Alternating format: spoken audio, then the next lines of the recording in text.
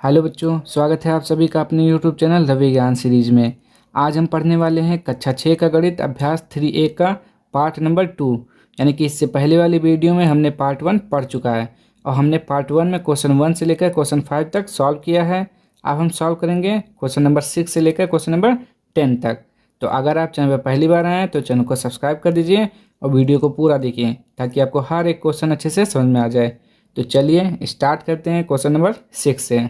Number 6 देखिए, पूर्णांकों को ऊर्ध्वाधर संख्या रेखा पर भी दिखा सकते हैं जिस पर ऊपर की दिशा को धनात्मक तथा नीचे की दिशा को ऋणात्मक माना जाता है।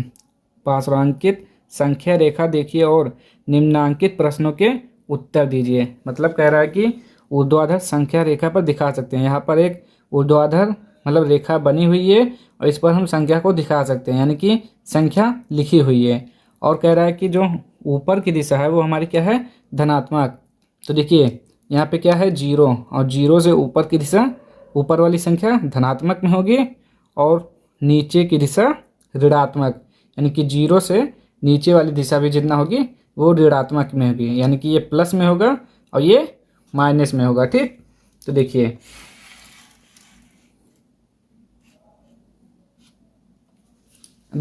हम क्वेश्चन पढ़ते हैं। हमारा पहला क्वेश्चन क्या है, लिखा हुआ है ए का बिंदु +7 है, कौन सा बिंदु -7 है। तो देखिए प्लस ए का बिंदु, ए यहाँ पर है हमारा और ए का क्या है +7। ठीक, तो हम 0 से देखते हैं ये कितना है। 0 से देखते हैं 1 2 3 4 5 6 7, यानी कि 0 से कितना है 7 पे। अब हम इसी के नीचे जाएंगे 7। ठीक, तो देखिए 0 है, ये 1 ये 2 ये 3 4 5 6 7। ठीक, तो कह रहा है ए का बिंदु +7 है तो कौन सा बिंदु -7 है। तो ये हमारा 7 यहाँ पे आया, यानी कि -7। तो -7 का बिंदु पूछ रहा है, तो बिंदु कौन सा हमारा हो गया, ई। ठीक, इसका आंसर क्या हो जाएगा, ई। ये हमारा आंसर हो गया। अब खा नंबर देखते हैं, बिंदु बी किस पूर्णांक को निरूपित करता है। यानी कि देखिए ये हमारा 0 है, ये 1 ये 2 ये 3, यानी कि ये 3 हो गया। और ये जो 0 से नीचे वाली दिशा माइनस का हो गया। तो बिंदु बी किस पूर्णांक को निरूपित करता है, -3 को। तो यहाँ पे क्या लिखेंगे, -3। ठीक, अब देखते हैं गा नंबर, बिंदु बी का विपरीत बिंदु बताइए। यानी कि देखिए यहाँ से देखिए 0 1 2 3, यानी कि -3 का विपरीत। अगर 0 से 3 नीचे चले हैं तो हम 0 से 3 ऊपर चलेंगे। तो 0 1 2 3, यानी कि 3 नंबर हमारा यहाँ आया प्लस का। ठीक, तो कह रहा है बिंदु बी का विपरीत बिंदु, हमें क्या बताना है, बिंदु बताना है, नंबर नहीं बिंदु बताना है। तो बिंदु कौन सा हो गया, सी। जब हम यहाँ से 3 नंबर चले तो यहाँ पे क्या आता है, बी, और जब 0 से ऊपर जाएंगे 3 नंबर तो आएगा सी। तो इसका आंसर क्या हो जाएगा, सी। आंसर हो गया। अब देखते हैं क्वेश्चन नंबर का खा गा घा। ठीक,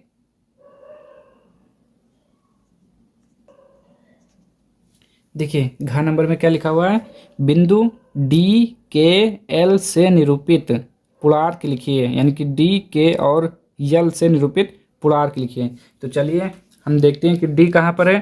तो देखिए ये हमारा डी है। ठीक, आप देखते हैं 0 से कितने नंबर पे है, पूर्णांक लिखना है तो यानी कि नंबर गिनती लिखना है। अगर बिंदु पूछता तो बिंदु तो पहले ही दिया है, बिंदु दिया हुआ है तो पूछ क्या रहा है, पूर्णांक। तो देखते हैं 0 से, ये 0 1 2 3 4 5, तो ये डी कौन से नंबर पे है, 5। तो हम क्या लिखेंगे, +5, क्योंकि ऊपर है धनात्मक तो प्लस लिखेंगे। ठीक, अब पूछ रहा है के। अब के कहाँ पर है, ये देखिए यहाँ पर है के। ठीक, दिखा के कहाँ पर है, यहाँ पे नीचे।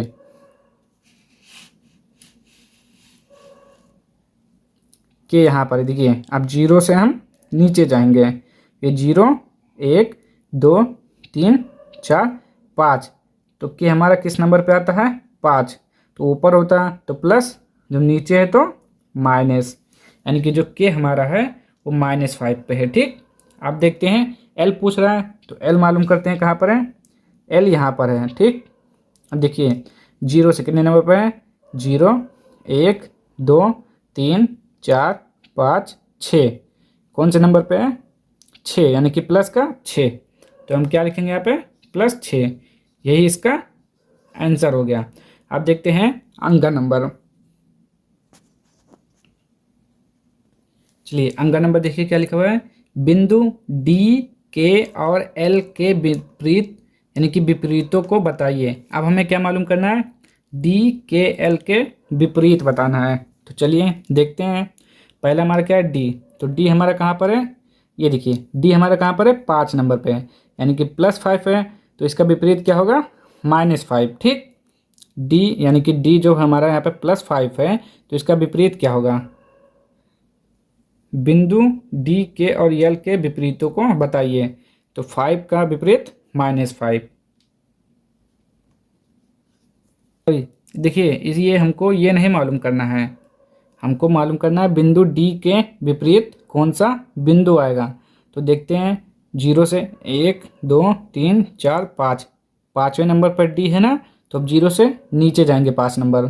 तो 0 से 5 नंबर नीचे जाते हैं, 1 2 3 4 5।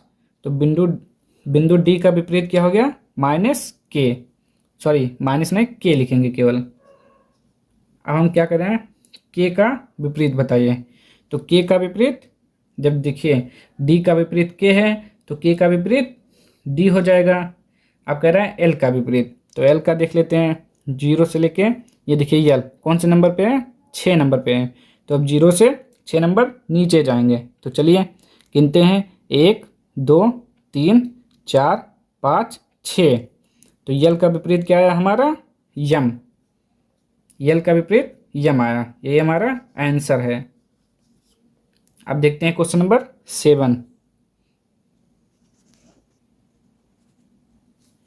चलिए क्वेश्चन नंबर 7 देखिए क्या लिखा हुआ है, निम्नांकित के बीच सभी पूर्णांक लिखिए।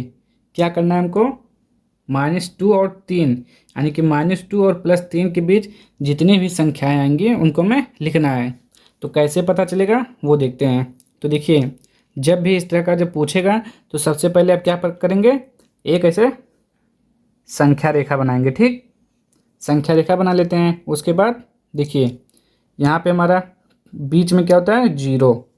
तो इस दाहिने साइड में क्या होता है, +1, फिर 2 3 4 5 6। ठीक, जितना ज़रूरत होगा उतना हम बना लेंगे। और फिर इधर में क्या आएगा हमारा, -1 -2 -3 -4 -5 -6 -7 -8। देखिए हो गया ये। अब देखिए क्वेश्चन को देखिए, पढ़िए क्या लिखा हुआ है, -2 और +3 के बीच जितने भी पूर्णांक आएंगे उन सभी को लिखना है। तो कह रहा है -2 देखिए कहाँ पर है, ये यहाँ पे -2।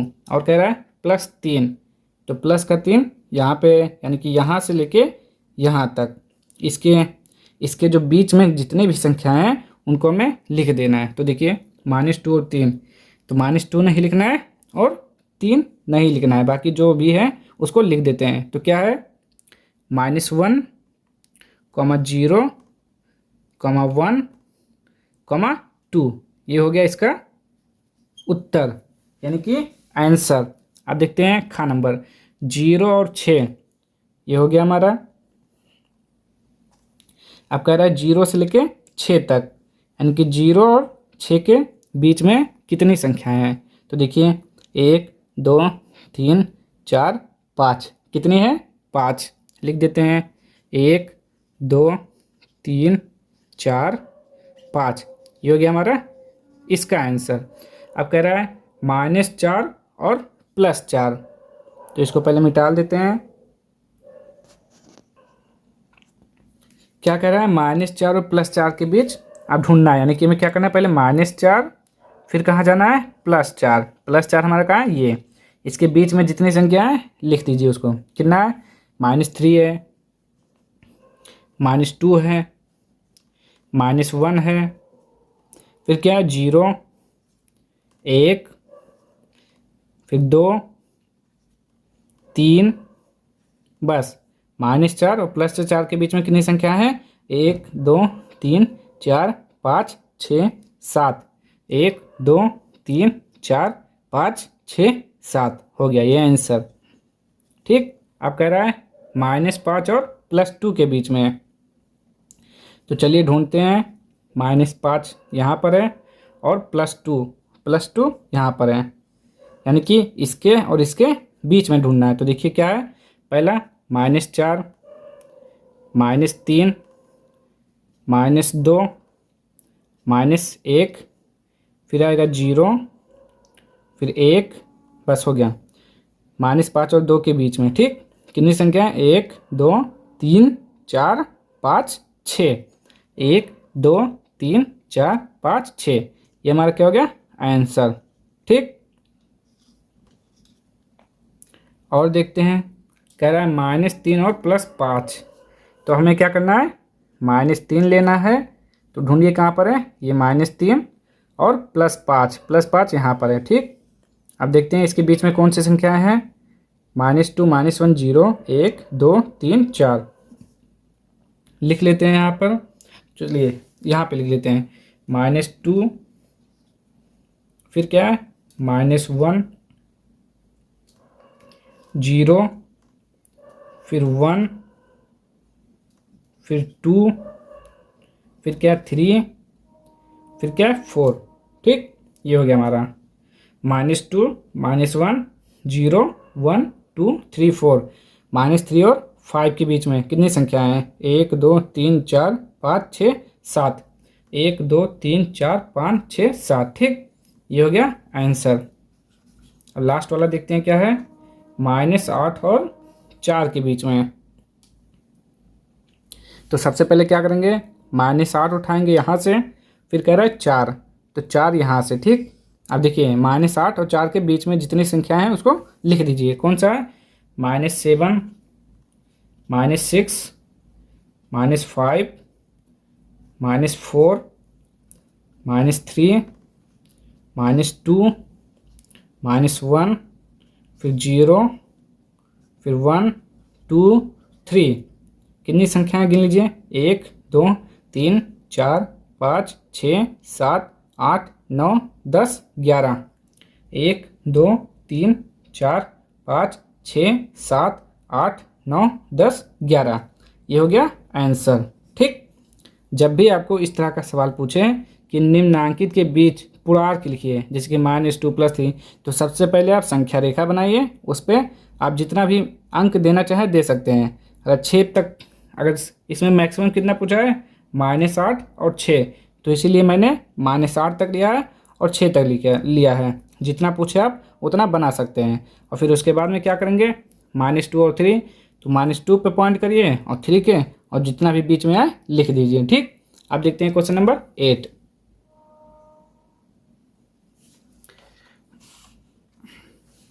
लिख लीजिए इसको।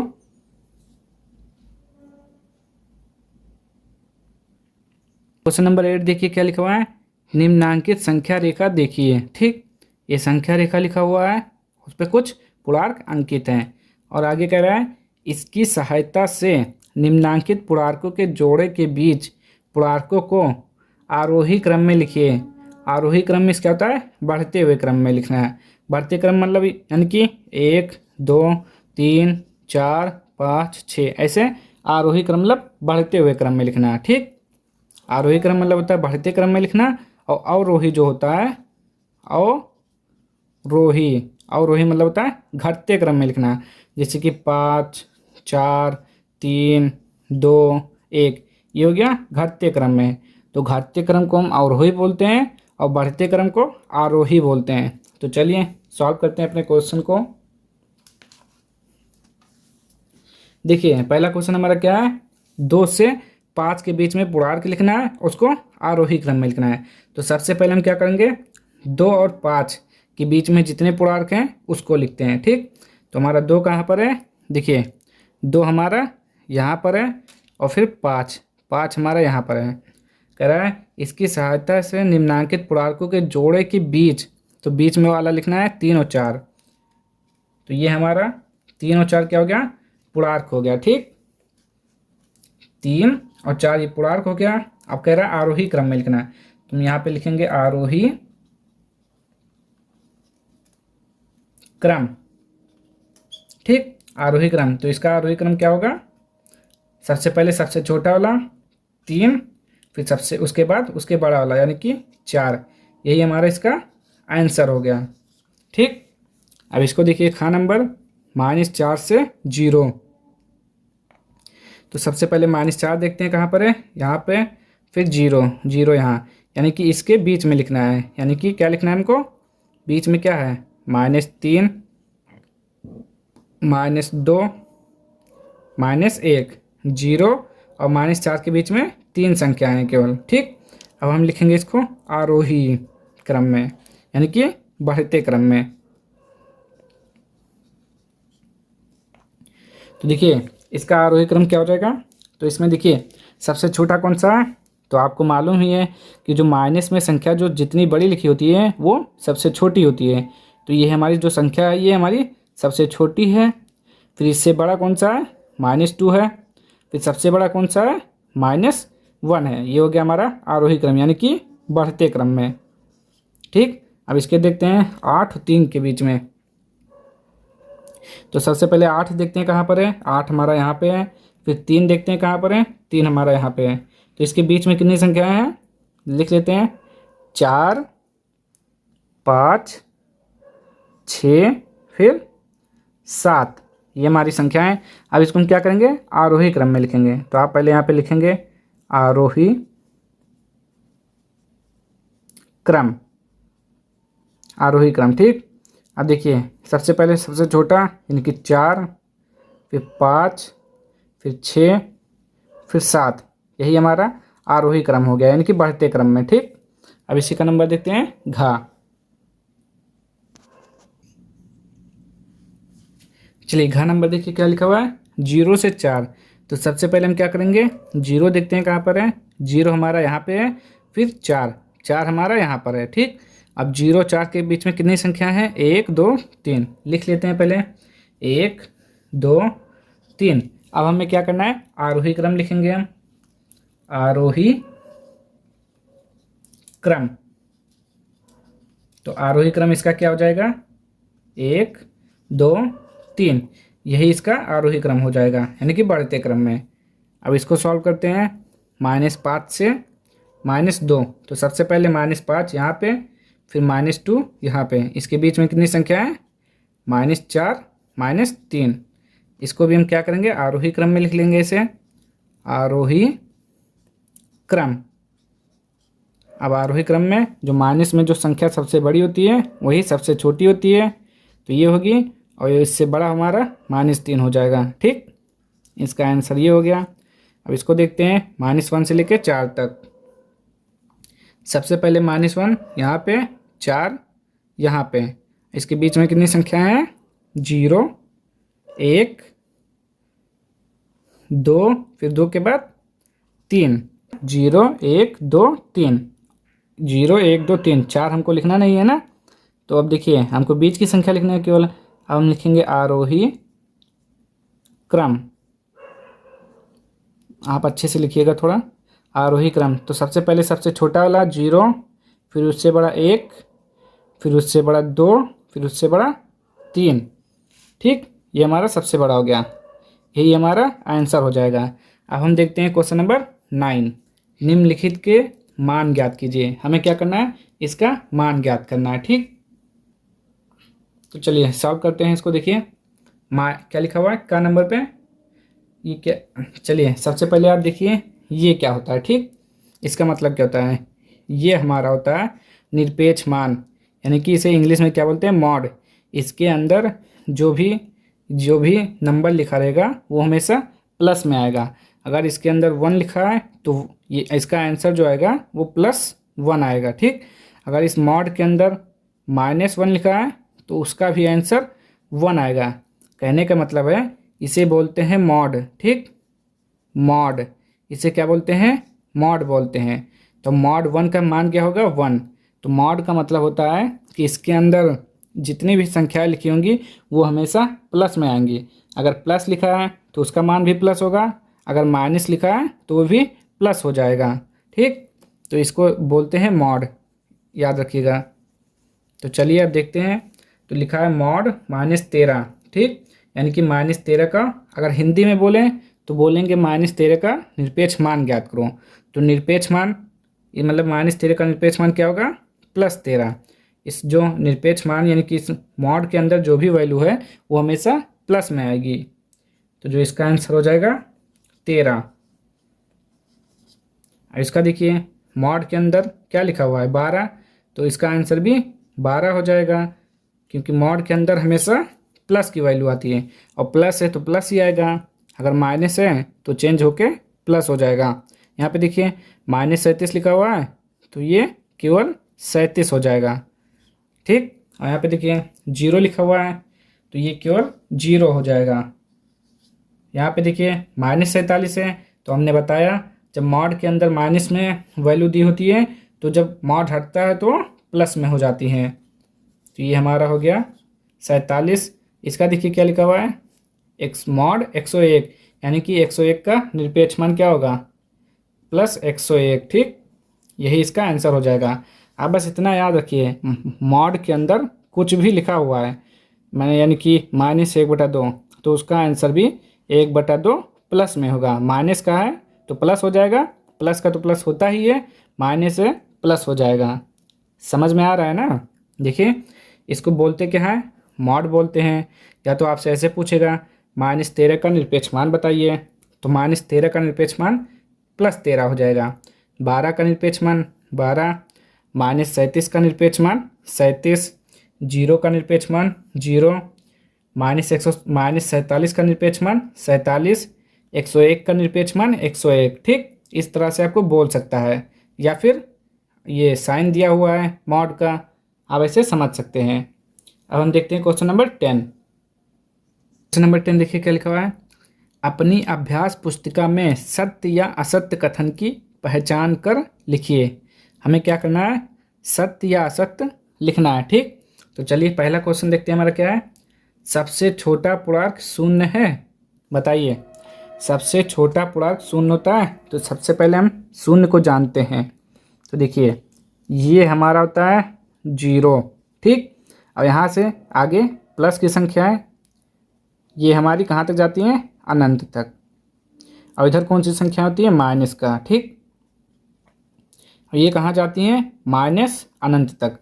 तो आप बताइए पूर्णांक क्या होता है, पूर्णांक में 0 होता है, मतलब शून्य सही सभी धनात्मक तथा ऋणात्मक संख्याओं को पूर्णांक कहते हैं। ठीक, तो कह रहा है सबसे छोटा पूर्णांक शून्य है, तो देखिए शून्य कह रहा है, शून्य सबसे छोटा है, बताइए शून्य सबसे छोटा है, तो आप कहेंगे नहीं, शून्य सबसे छोटा नहीं है, क्योंकि शून्य से छोटा देखिए इधर देखिए 0 है ना, तो 0 से आप जब दाहिने साइड बढ़ेंगे यानी कि दाएं पक्ष की ओर, दाएं पक्ष की ओर जब बढ़ेंगे तो हमारी जो संख्याएं बढ़ते क्रम में मिलेंगी, ये हमारी हमेशा बढ़ते क्रम में मिलेंगी। ठीक, और जब 0 से बाएं तरफ, जब 0 से बाएं तरफ जाएंगे तो हमेशा जो संख्या होगी घटते क्रम में मिलेगी।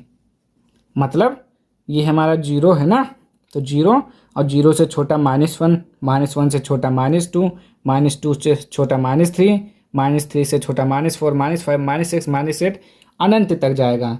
तो कहने का मतलब है 0 सबसे छोटा होता है, नहीं 0 सबसे छोटा नहीं होता है, 0 से भी छोटा इधर की जो माइनस वाली संख्या होती हैं वो सभी छोटी होती हैं 0 से। तो 0 सबसे छोटा पूर्णांक है, तो आप कहेंगे नहीं, यानी कि ये असत्य है, शून्य सबसे छोटा पूर्णांक नहीं है। शून्य से छोटा जो माइनस वाली संख्या होती हैं वो होती हैं। आप देखते हैं शून्य का विपरीत नहीं होता है। तो देखिए हमने आपको बताया है ना कि जो शून्य हमारा होता है ना, ये तो धनात्मक होता है, ना धनात्मक होगा और ना ही ऋणात्मक होगा। ये क्या होता है, उदासीन होता है। क्या होता है, उदासीन होता है। शून्य हमारा ना धनात्मक होगा ना ऋणात्मक, क्या होता है, उदासीन।